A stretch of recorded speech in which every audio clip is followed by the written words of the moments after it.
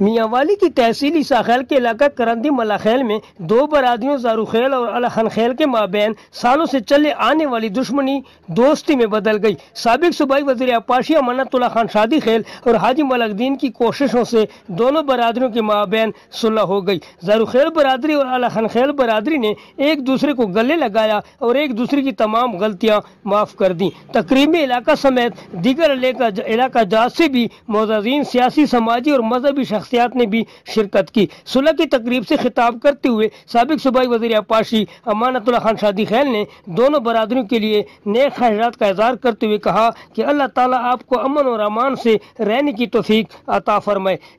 تقریب کے اختتام پر دونوں برادریوں کے لیے دعائے خیر بھی کی گئی۔ کیمرہ مین اور ساتھی رپورٹر غلام حسین قریشی کے ساتھ اسماعیل پراچا، سٹی نیوز، عیسیٰ خیل۔